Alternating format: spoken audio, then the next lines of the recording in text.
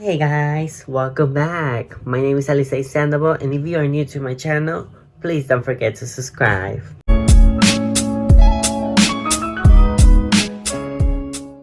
gonna share with you guys some of the memories that stick through my head the most growing up, and that make me realize that I was born in the wrong gender. Obviously, one of the memories that sticks in my head the most, and growing up, I remember in my childhood, when I was in kindergarten, I was literally in recess playing with kids.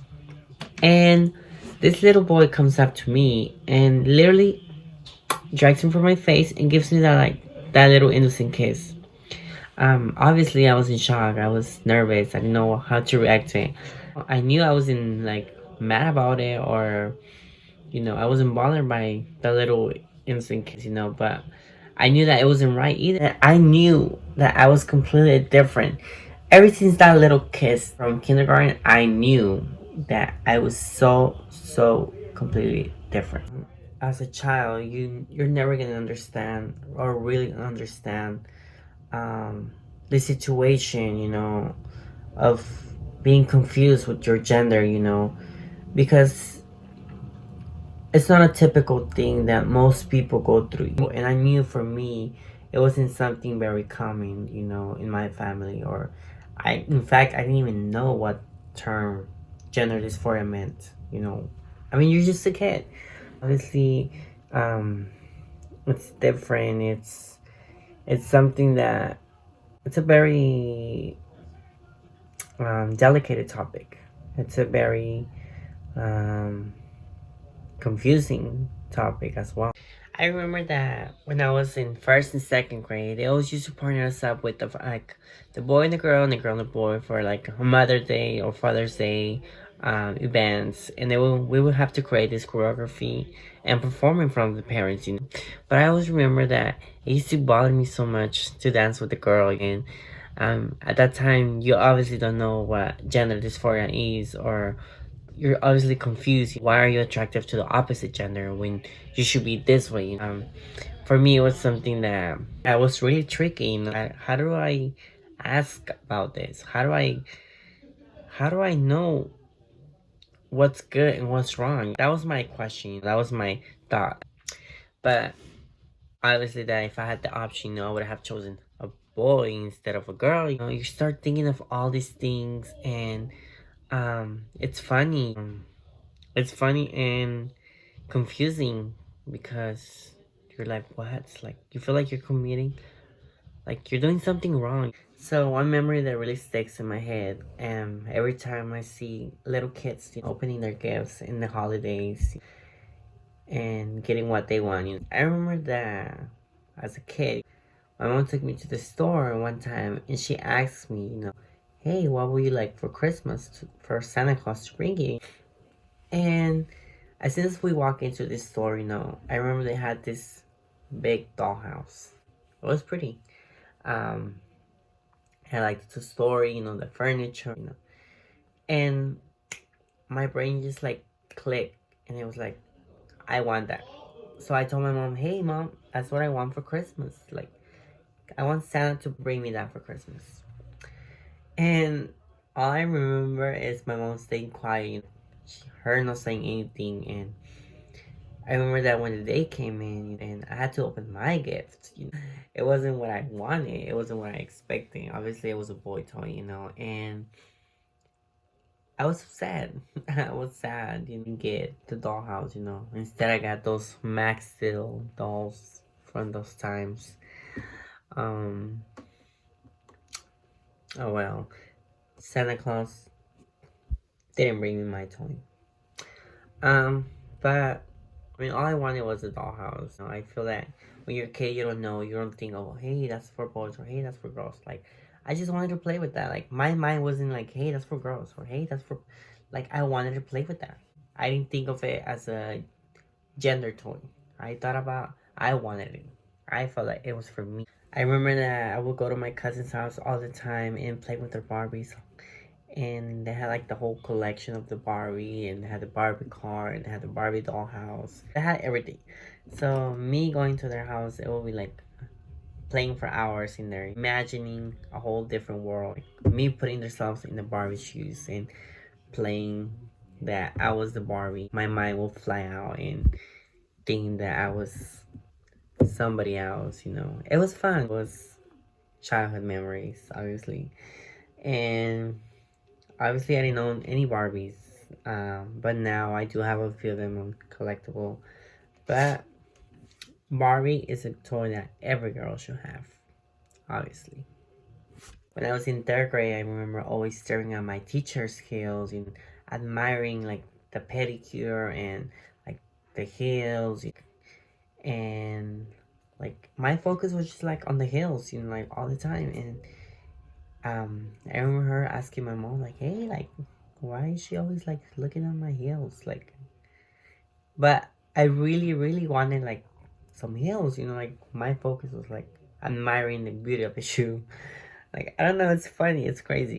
By the time I hit middle school, that's when things really started to change for me. And in the fact that I was more different, that I felt different, so I wanted to change and play a little bit with my appearance. So I started shaving my arms, shaving my legs, taking care of my skin, letting my hair grow, wearing tighter clothes, and feeling more comfortable with myself. Obviously, by the time I hit high school, my appearance was much feminine than normally a boy would look like. And I remember I had like the pretty face, glowy skin, you know, the long hair, and the small waist. You know, it was always like all these feminine features on me. I always get complimented by the girls, like, "Hey, you're so pretty. If you were a girl, you would be so pretty, blah blah." And I remember that every time they would tell me that, like my hopes will come up, like, "Hey, maybe I can do it one day." Because by the time I hit high school, I already knew what was going on with myself.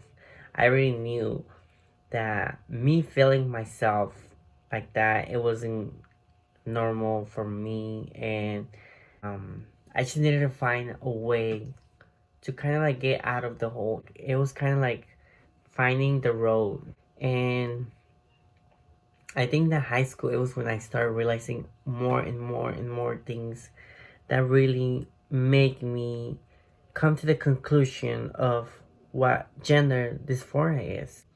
Obviously, the boys would treat me different. Like, they would treat me like if they didn't want to break me, or they would treat me more like a girl, you know, like they were like, because I was like this little pretty thing. It was like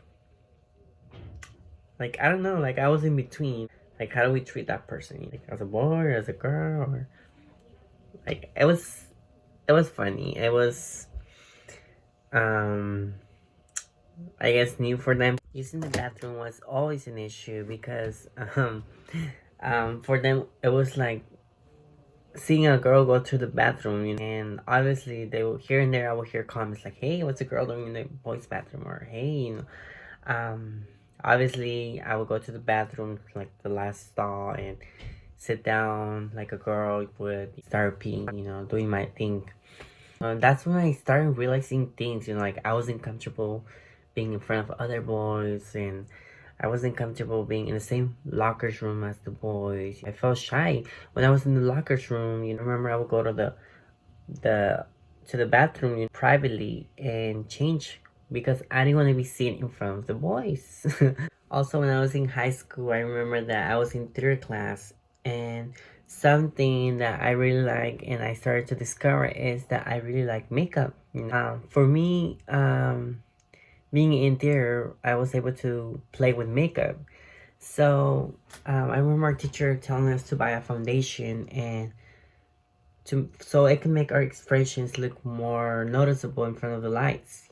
And I remember that by the time theater class was over, I still wanted to apply the foundation on my skin. And I remember I started putting it under my eyes to cover the dark circles. And every day, you know, from there on, I started wearing the foundation under the eyes. It was something I really enjoy, and I started experimenting with the foundation little by little. So my first pair of combat boots were given to me in high school by my mom, and obviously it wasn't common for the someone like the opposite gender to wear combat boots. At least in the high school that I went to, it was more like, "Hey, why are you wearing like girl shoes, you know. But I really, really enjoyed him, and I felt that it really make my my outfit stand out, and I felt more feminine on the feminine side.